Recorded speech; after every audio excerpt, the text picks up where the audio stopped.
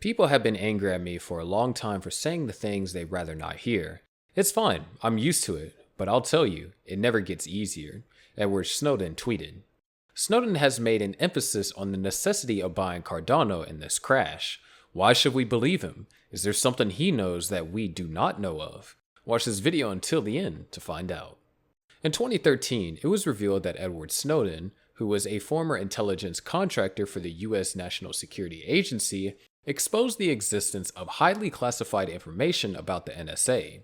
While working there, he began to accumulate information on NSA surveillance programs and activities while contracted there from 2009 to 2013. He proceeded to Hong Kong, where he took the NSA documents to reporters at The Guardian, who conducted interviews about his discoveries. As a result of his actions, he was charged with espionage by the US government. A decision was made to extradite him. However, the Hong Kong government took no action regarding his extradition. This gave Snowden the chance to flee to Russia, where he has since remained. It is important to note that Snowden's discoveries parted the curtains on classified NSA programs, including PRISM.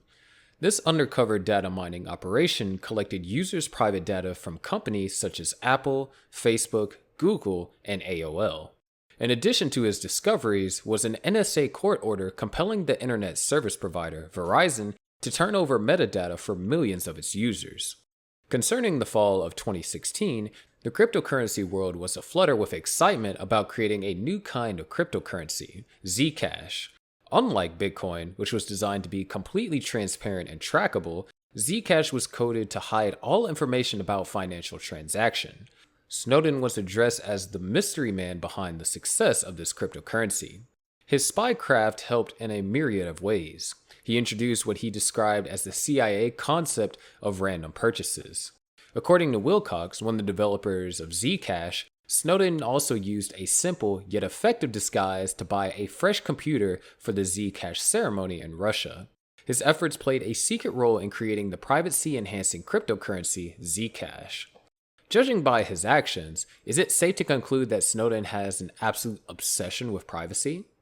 Generally, the main point of cryptocurrency is to fix the problems of traditional currencies by establishing the power and responsibility in the currency holder's hands. It is a more secure medium of exchange with outstanding benefits. The fact that cryptocurrency is decentralized stands out as an essential role in determining its currency value. Nobody regulates a cryptocurrency, and its value is not subjected to a country's political whims or a central bank's monetary policy. Some view cryptocurrency's lack of centralization as a method to avoid taxes. However, unlike stocks and bonds, crypto is considered an asset. In the United States, it is subject to capital gains taxes upon a sale or exchange. Currencies operating on a centralized ledger are usually exposed to human manipulation and corruption. By being decentralized, cryptocurrency operates on a distributed ledger, indirectly known as a blockchain. With traditional currencies issued by governments, one can privately transact or pay for something using physical cash. But on large withdrawals, one is flagged and reviewed by a central authority like governments and financial system regulators. Cryptocurrency is quite different. It depends on well-designed math to track the exchange between two people or companies, which occurs most anonymously. The robust encryption employed for the blockchain network is a powerful safeguard against tampering and fraud. Cryptocurrency has also paved the way to ensure electronic peer-to-peer transfer without the risk of a single entity gaining too much power over the monetary system. It is necessary to emphasize that Cardano has effectively adopted these systems, thereby earning investors' trust. The government's decision to assume control over cryptocurrencies propels Snowden to bat an eyelid. The United States government has routinely raised alarm bells about the use of cryptocurrencies in undermining national security. Also, the U.S. Treasury published a report claiming cryptocurrencies could undermine economic sanctions, a long-established cornerstone of American foreign policy. The Treasury's Office of Foreign Asset Control had announced that it was set to issue new rules designed to restrict financial transactions and enforce existing sanctions levied against the Russian state. Prominent individuals in the crypto industry have disputed the case for cryptocurrencies as effective tools for sanction evasion. Snowden laid bare the fact that the governments worldwide see crypto as a threat to their ability to regulate private lives and private trade.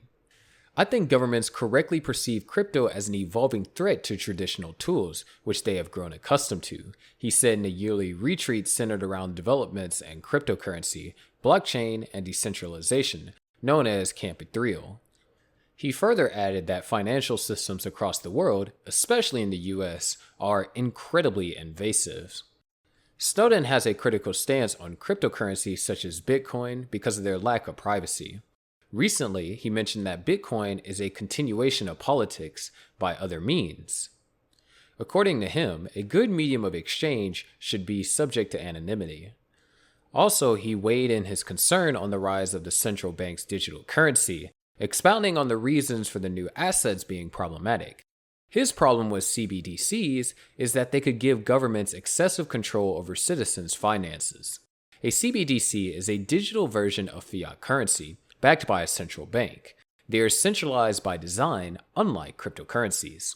Snowden had described them as crypto-fascist currencies that could casually annihilate the savings of every wage worker. He claimed that they are the newest dangers cresting the public horizon and a perversion of cryptocurrency. Also, he took this issue to Twitter to bash the concept of CBDCs, particularly one that the Fed Reserve may launch in the future. He believes that if the Fed Reserve issues a CBDC, it will be used to bring down the savings of ordinary working Americans to zero, despite its official claim to be a useful policy tool. The whistleblower tweeted this immediately after sharing a screenshot of an NYT article about CBDC. In it, Dr. Prasad had written that the Fed might impose a negative interest rate on electronic balances of CBDCs in every person's account to simulate the owner to spend CBDCs faster and for companies to invest their digital dollars. It is no more a surprise that Edward Snowden is a fan of blockchain technologies and cryptocurrencies. He is both a critic and an admirer of the crypto asset, Cardano. Recently, Snowden declared his piece regarding Cardano. In his quest to establish the concept that people's finance should not be subject to incessant supervision, he found Cardano to be appealing. Cardano's average has proven to be satisfactory, indirectly earning Snowden's trust. Cardano is created to be highly scalable, which at the moment it provides 250 plus transactions per second, compared to Ethereum's 15. Additionally, the proof-of-stake model allows Cardano to offer nominal transaction fees on its network. The average cost of a transaction on Cardano costs around 0.1 ADA, which equates to a couple of cents, compared to the price of Ethereum of $15 per transaction. A higher degree of decentralization, which is quite a winning factor for Snowden's side, has been established in Cardano. The network becomes increasingly decentralized because everyone can become a node validator in Ouroboros. At the moment, there are more than 1,500 validator pools in Cardano. One of the main concerns in the 2021 bull run is the high amount of electricity required by proof-of-work blockchains such as Bitcoin and Ethereum. But Cardano, with its POS mechanism, consumed 99% less electricity than either of these blockchains. Every Cardano holder has the opportunity to gain passive income by staking their ADA coins. The procedure is as simple as purchasing ADA tokens and locking them up in a wallet such as Yoroi. Unfortunately, not all Cardano's advantages are presently available. Some of them remain in development or deployment, and we'll have to wait a few years until the Cardano roadmap is fully complete. But Cardano certainly has a bright future. Cardano is an excellent blockchain that provides cheap and fast transactions. The upcoming updates could push this project's valuation even further up. Soon we can see ADA compete with Ethereum and Binance Coin for the top 3 cryptocurrencies by market cap. With the announcement of Vasil Hard Fork project, Cardano is sure to scale to the utmost height. Vasil Hard Fork, which will take place sometime in June, will bring massive improvement to Cardano. Hoskinson has previously explained that this new hard fork would introduce several scaling improvements, including Pipeline, new Plutus CIP, UTXO on-disk storage, and Hydra. According to IOHK's weekly report, every hand is on deck for the preparation of this event. Improvements have been made to the logging and the pipelining tests. The UTXO HD integration, which focuses on procedures for testing and troubleshooting, has already started. After deploying 8 IOG nodes, Cardano has added 51 pre-registered SPOs to the P2P testnet, so that the network may be analyzed for performance and receive feedback. Cardano is a growing blockchain which will soon grow out of this crash. So, is it best to take Snowden's advice and be quick to buy the coin? Well, what are your thoughts on this? Leave a comment in the comment section below, and ensure you click the subscribe and bell buttons.